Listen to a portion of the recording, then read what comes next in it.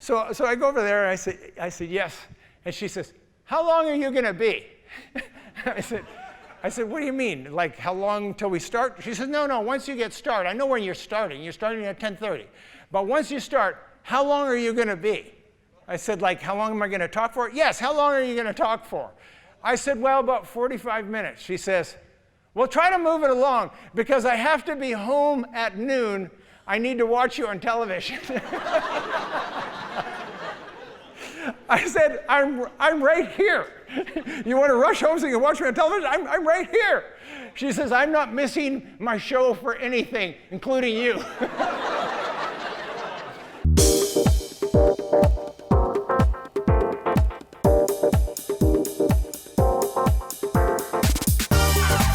Welcome to Church of the Rock from Winnipeg.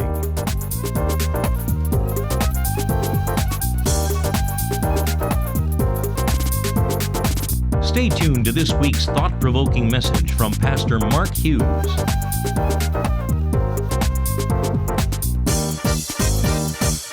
So today what we're doing is we're carrying on the series that began last week called The Relationship Revelation. And I told you this last week, that life is all about relationships. I think most people know that. And we also talked about the fact that most problems, maybe not all, but most problems usually have a relational element to them. And those of you that don't think that there's trouble in relationship, maybe have never been in one. It's like the guy who put an ad on Kijiji, lonely man seeks a wife. He got 100 replies in the first day, all saying the same thing. You can have mine. I knew you weren't going to like that. I knew you weren't. You know, it's like the guy that said, I never knew true happiness until I was married. And by then it was too late. Kathy told me that last year I ruined her whole birthday. I said, how's that even possible? I can never remember when it even is. Ouch. That's actually a true story, unfortunately. And so what we looked at last week was the spirit of sonship, and we talked about the most important thing Jesus said. I think this is kind of extraordinary to say this is the most important thing, but I think the great commandment is the single most important thing in Scripture. How many of you would agree with that? I mean, Jesus said the whole law and the prophets hangs on that one thing, that you would love the Lord your God with all your heart, all your might, all your soul, and all your strength, and to love your neighbor as yourself. And he says if you can do those two things, or one thing, however you want to look at it, if you can do that, everything else kind of falls into place. And last week we talked about the spirit of sonship, which is the vertical part of that, to love the Lord your God as the way he loves you. And that is the vertical. It's a picture of the cross. We love God, and then we love one another as we love ourselves. And if we start with that first one, to love him, then we can more easily hang that second piece up. And I'm telling you, if we can get this right, if we can begin to understand, get a revelation of the spirit of sonship, then we can take it to the next level. After you first love God, then you learn to love one another as you love yourself. And that today is what we're going to talk about, and I am calling it the friendship factor, the horizontal relationship with one another. And so what we're going to do today is we're going to look at, I believe, the greatest story of friendship, maybe in history, but for sure in the Bible. And so the story all starts, we're going to be in 1 Samuel in just a moment, but it starts, first of all, with the Battle of Elah, which, of course, was the battle with Goliath. And you remember the story, Israel was in battle, pitched battle with the Philistines. There was a champion, a giant by the name of Goliath. He was 9 feet 6 inches tall, and everybody was afraid of him. And he stood there day after day saying, fee, fi, fo, fum, right? And he challenged them to this battle. And he said, send out your best man and we'll go one-on-one, winner take all. No one would take up the challenge. And then this little shepherd boy comes by on that day. You remember the story. You all know it, so we'll just take a moment on it. And his name was David. And he runs into battle against Goliath, and he sinks a single stone from a sling deep into his forehead and kills him. And then what happens next? It's the craziest thing. He takes Goliath's sword and he cuts his head clear off. And then you know what he did with the head? He took it home. It says he took Goliath's head. I don't know why I find this funny, but I do. I mean, this is right out of a Coen Brothers movie. He takes his head and he goes, it says he returned to Jerusalem. I always imagined he dropped by the house first to show his mom. Hey, Mom, I brought home the giant's head. That's nice, son. Put it with the other ones. And I don't even know how you carry a head. How do you carry a severed head? I guess by the hair, I don't know. And so, true story, go read it. And so it says he went to Jerusalem and Abner took him to see the king. Now, king was Saul, and he was there, and he knew what happened, and he wanted to meet this young man. It turns out they actually knew each other, because he was the one who used to come play music for him. And so he goes in there. Now he had to bring the head, I guess, to prove that, he was dead, good and dead. I don't even know how much a giant's head would weigh. It'd be heavy, you would think. How many references is he going to make to the severed head? I'm not sure. So anyway, he goes in there, and he's pretty excited, David, because who remembers what the prize was for defeating the giant? Well, that was one of them, of course. You're always thinking of the ladies, Ken. Thank you for coming. But the first thing was great riches. The second thing was tax-free status for you and your family forever. And the last and the final thing was his daughter's hand in marriage. And of course, David marries Michal. Now he's related. He's the son-in-law to the king. So that's the story. That's where we pick it up. And we're going to read the story, what happens next, and then that's where we go. So here we are. We're in 1 Samuel chapter 18, verse 1. It says, "And it came to pass, when he had made an end to speaking unto Saul, that the soul of Jonathan was knit with the soul of David, and Jonathan loved him as his own son." As his own soul. There's all these souls and Sauls here. "And Saul took him that day and would not let him go home to his father's house. Then Jonathan and David made a covenant because he loved him as his own soul. And Jonathan stripped himself of the robe that was upon him and gave it to David and his garments, even to his sword and to his bow and to his girdle." So, first of all, let's talk about who this Jonathan is. We know who Jonathan is. He is the eldest of 3 sons of King Saul. And we know this as well, that there was a great age difference between David and Jonathan. We always think of them as 2 young men. Not actually true. We know that David was under 20 years old because he wasn't old enough to go into battle. So he was 17 or 18 or 19. He's a teenager.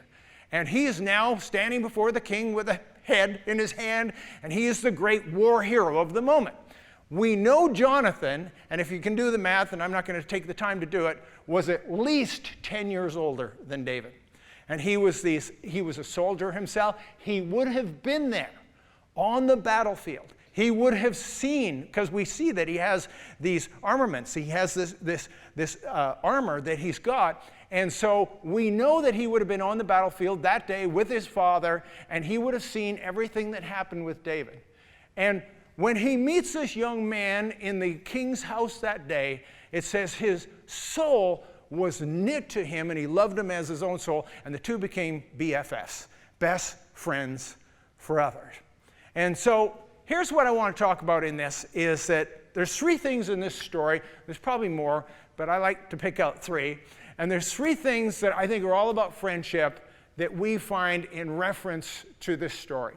And so here they are. I'm going to throw them up on the screen. This is a friendship factor. Number 1 is love. Number 2 is loyalty. And number 3 is loss. And when we get to loss, you'll understand what that means. You'll just have to wait for that one. The first thing I think we understand is this, and it's all about love. See, a lot of friendships that we have are actually friendships of convenience or in common interests. So if you have guys you watch the football game with, or sports you have in common, you're somehow connected. Or ladies, maybe you have somebody you go shopping with, and that's, in that case, a common interest. Or maybe there's people you work with and you have that common interest, or you're part of some group with somebody and that's your common interest. And you see, friendship has to go far beyond that. It can't be the superficial common interest. If it's a true friendship, it has to be a friendship of love. It has to be something that goes down to the very heart of it. And that's what we see in this story. It says that Jonathan loved David even as his own soul. And isn't that what the scripture says? To love your neighbor as yourself or as your own soul. And there's something in this story that you may or may not have caught, and it references to what I talked about last week. So in last week's message, we talked about the prodigal son. Prodigal son goes off wayward. He comes back. The son is embraced by his father. He's welcomed back. He's forgiven. And the father gives him 3 gifts. Do you remember what they were? They were the sandals, they were the robe, and they were the ring. And I spent a few moments on the robe, and I mentioned that this was a symbol of his birthright. Just like back in Rebekah's day, she gave Jacob Esau's robe, which was the birthright, the firstborn, the birthright of the firstborn. And I'm wondering if you caught it in this story, where it says that Jonathan loved David as his own soul, and it says he took off his what? Robe, and he gave it to David. Now here's what you probably understand, is that Jonathan is the eldest son of King Saul. He was the heir to the throne. He would have been the next king. And what had happened was he saw this young man, and he saw the courage in battle, and he saw the faith in the face of danger. And he saw who this guy was, and he thought, I'm the next king, but this is the man that needs to be leading. And he took off his robe, and he gave his birthright to David and said, what he was saying in essence is, you need to be the next king. What he didn't know, and you can read about it 2 chapters earlier, is Samuel had already anointed him as the future king over Israel. And Jonathan saw it. And Jonathan said, I'm not the man to lead this people. This is the man to lead. And he takes off his robe, and he takes off his girdle, and he takes off his sword and his bow, and he gives it to David. And he says, I will follow you, for you're the man that needs to lead this thing. So let's talk about friendship and what that means for a moment. Because the scripture says this, it's not good for man to be alone. Man was created to be a relational being. We are created to love and to be loved by others. And they've done some surveys on this, and 49% of people say they wish they had more friends. So basically half the people wish they had more friends. And if that's the case, then we look at our world and we live in a lonely place. All kinds of people, and people are lonely. And I think the greatest epidemic in the world today is actually loneliness. And we have people that just don't have the kind of friendships and relationship they would really want. And so I'm going to take a few minutes. This is another little sidebar. It's part of the message, trust me. But I'm going to take a sidebar, and I'm going to explain to you how you make friends. And this is so incredibly simple, you're not going to thank me. But here's how it goes. It's the ABCs of friendship. And I'm going to throw it up on the screen. Here's what they are. They're availability, be friendly, and cultivate your friendships. So the first thing is this. If you're going to have friends, you actually have to make yourself available, which means you have to put yourself out there. If you isolate yourself, if you're never anywhere where you can meet people, you're not going to meet people. In order to meet people, you have to go somewhere where people are. And here, this is how crazy simple it is. So what do? You join a group, you join a club, you play a sport, you go to church, you get involved with a small group, you join a ministry. It is not very complicated. You just have to put yourself in that place where you're going to meet other people. If you don't do that first step, you'll never make any friends.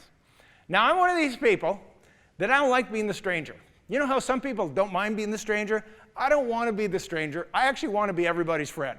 That's kind of who I am. And wherever I go, I make a point of making friends because I don't want to be the stranger. And so when I go traveling across Canada and speak at various conferences, which I haven't done lately, but when I do, I always get involved and actually have made some many great friendships with these other speakers. And now I have friends all across Canada. People I know, people I stay in contact with, people I phone, people I speak at their churches, they speak at mine. They're real friendships. Why? I just made myself available. When I go in the mission field, I don't want to just go and do my thing and leave. I don't want to blow in, blow up, and blow out.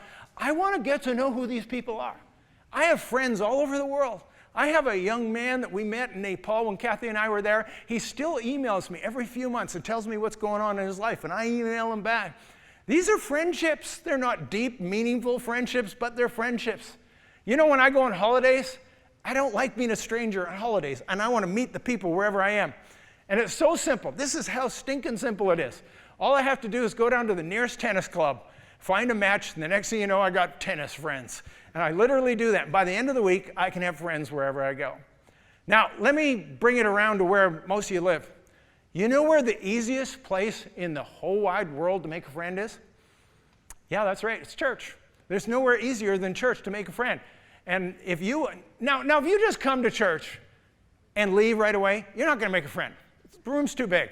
It's too big. I get that. But if you will get involved, if you'll join a ministry, join a small group, go to a class, doesn't matter what it is, I guarantee you, I've never seen anybody that's got themselves involved that hasn't made a whole bunch of friends. And that's just how it works. And, I know people say, well, there's always social media. You know what? Social media is not the same as socialization. There's a big difference between the two. You say, well, I got 1,500 friends on Facebook. How many do you have? Yeah, really? Name every one of them. I dare you. I don't believe you can do it. There's something different about human interaction because we were created for this.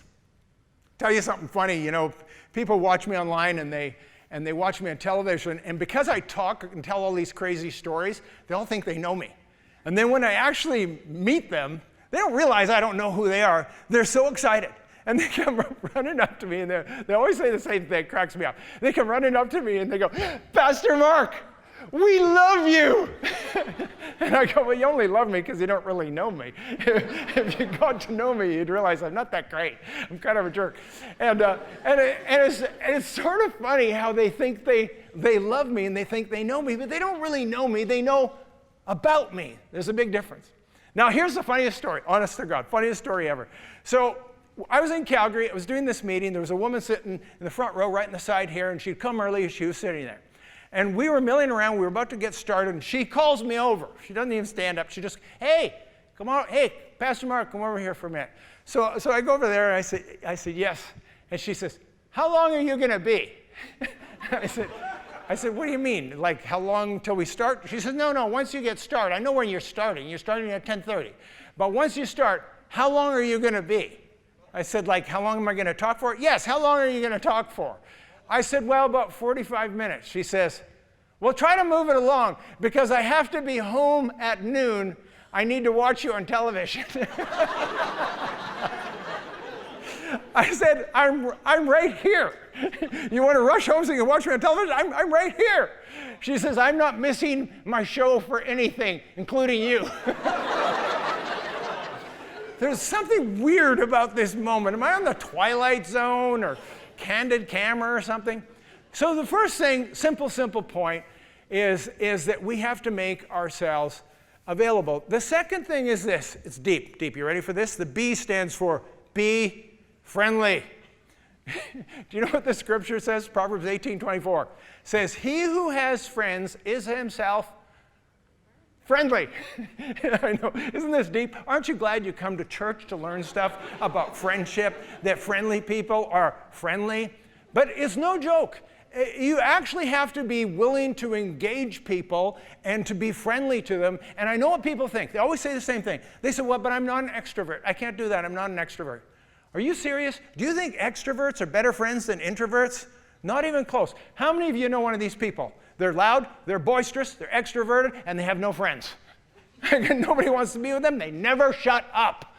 And you know who actually makes a better friend? An introvert. Why?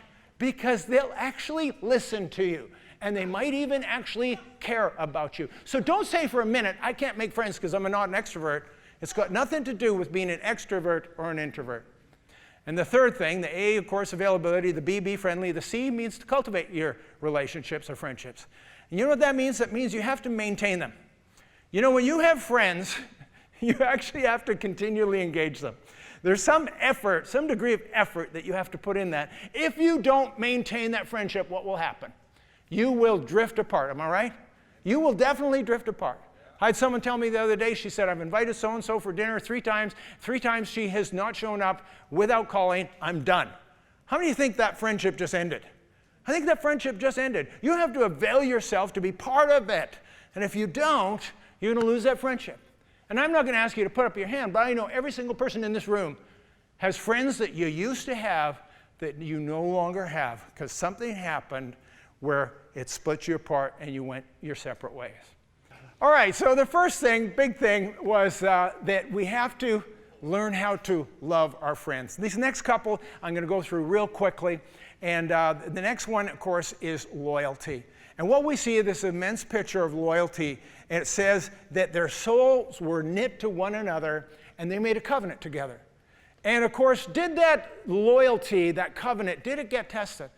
Absolutely. See, what happened was, even though Saul had taken David into his house, it didn't take long for him to become jealous of him. And Saul had actually gone off the rails, and he had become an evil king. And he became jealous of David because everybody loved David more than him. And they said, Saul has killed his thousands, but David has killed his 10,000. And so then Saul, David's father-in-law, decides that the best treatment for his son-in-law is to kill him. And so then that puts Jonathan in an awkward place. Who does he side with, his father or his best friend? And of course, you know the story. He actually sides with his best friend, David, and he actually saves David's life because he actually tells him of the plot that was against him. And I'm not going to go into all the details of the story, but you need to understand how important loyalty is in a friendship. And it's amazing that he actually chose his friend over his father. People say that blood is thicker than water, but the scripture said there is a friend who sticks closer than a brother. And that was the case here. So I want to tell you a real life story about this. Many of you know that this year we lost our beloved Pastor Keith. Many of you know he was 26 years with us in this church. And let me tell you a little bit of that story. So 26 years ago, Keith was pastoring his own church in Saskatchewan, and we invited him to come and work with us in Winnipeg, and he gave up his church in Saskatchewan after 13 years of leading that church to come and work alongside with me. And his father-in-law, August, was very mad at him. He wasn't thrilled about it. And he said, why would you want to go and be second fiddle to this man when you were the lead in your own church? Now, of course, what happened was once August got to know me, he figured it out like I was amazing. And, and actually, we became pretty good friends, August. And he did come around. And he didn't think it was such a bad idea after a while. But at first, he really challenged Keith. Why would you want to do that? Why would you want to go and serve another man instead of serving your own vision? And about 2 years into our time here at the church, we had a visit from some men that were doing ministry and speaking prophetically. And one of the men prophesied over Keith, and he was praying, and he said, Keith, you're not here for the long haul. You're only here for a short period of time, and you're going to go off and you're going to do your own ministry separate than this. And Pastor Keith, who was sitting down at the time, he jumped to his feet, and he turned to this man and said, I reject that word. I don't believe that word is of God. And then publicly, in front of these other people, he turned to me, Pastor Keith turned to me, and he said, Mark, I want you to know, I will never walk out on you, and I will serve along your side for the rest of my life. That was the commitment he made to me 24 years ago.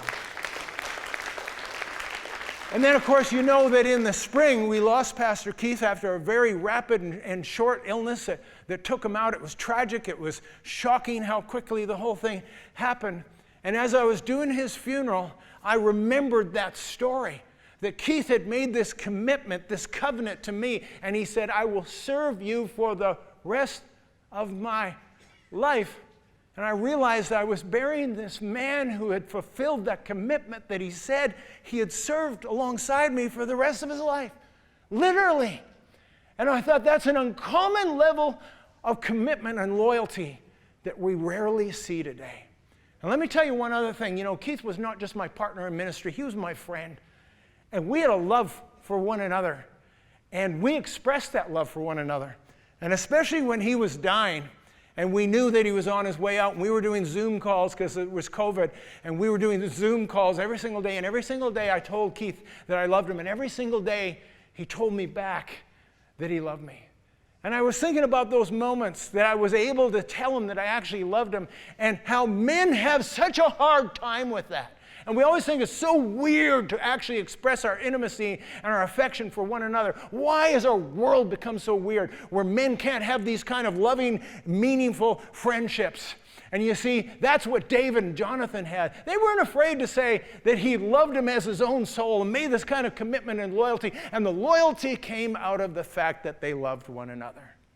So the first thing is love. The second thing is loyalty. And the last and the final thing here is loss. And what does loss mean? It sounds weird, but it's simply this, that whatever friendship you have, it's going to cost you something. There's always a price to be paid for friendship. Look at the price that Jonathan paid for his friendship. I mean, eventually we know that Jonathan and his two brothers were actually all killed in battle. And David wept over his friend. He wept over his friend. It was so painful for him. And Jonathan paid this great price because he chose his friend over even his own family. And then what happened, a lot of people don't know this part of the story, is that what happened was that Saul's family got wiped out except for Jonathan's son. And he had a disabled son. And David went and sought out that son, and he brought him into his home, and he cared for that son for the rest of his life. See, he was as committed to Jonathan as Jonathan was to David.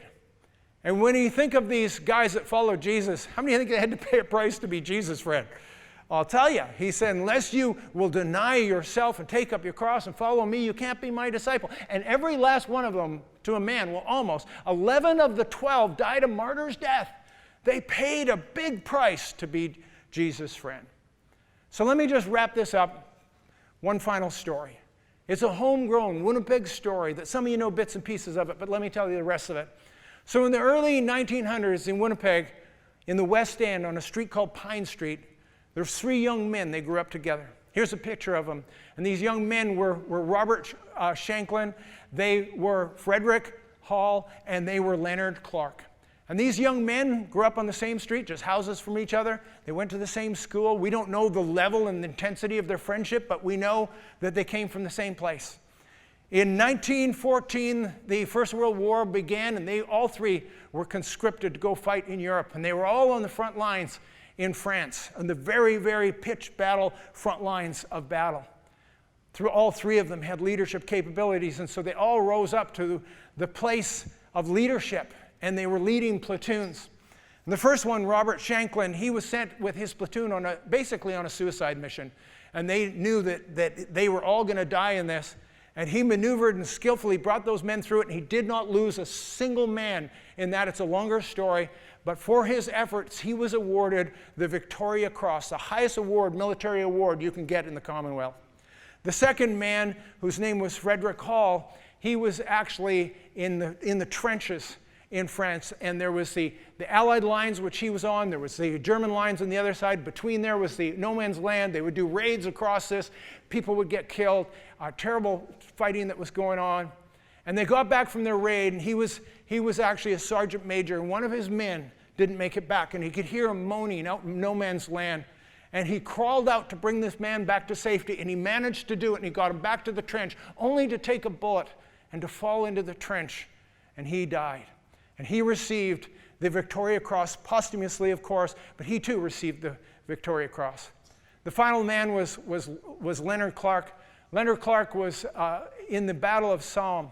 The Battle of Somme was along the river of Somme. It was the bloodiest battle in human history, actually. There was 1 million casualties in that battle. There were 60,000 Allied troops in the very first day. And it was hand-to-hand, face-to-face combat. He took a knife or a bayonet to the leg. He had a huge wound on his leg. That just made him mad. And he went into the enemy forces, and single-handedly, all by himself, he captured 19 German soldiers and brought them back together, only to 2 months later to be shot dead in that same end of that same battle. He too received the Victoria Cross posthumously. Now, here's what's amazing about this story, is that no time in the history of any place, any city, or any street has 3 men from the same city, from the same neighborhood, from the same school, and from the same street all win the Victoria Cross. Each one of these men paid a huge and incredible price for one another and for the friends that they had in the troops in the First World War. In 1925, Winnipeg made the decision to rename Pine Street Valor Road.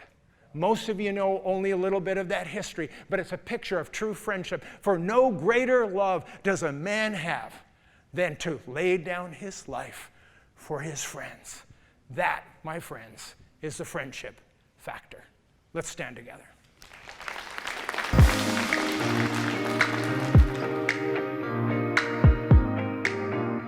If you'd like a booklet to help you understand more about God's gift of forgiveness and reconciliation through Jesus Christ, please contact us, and we'd be happy to send you a free copy of the Book of Hope.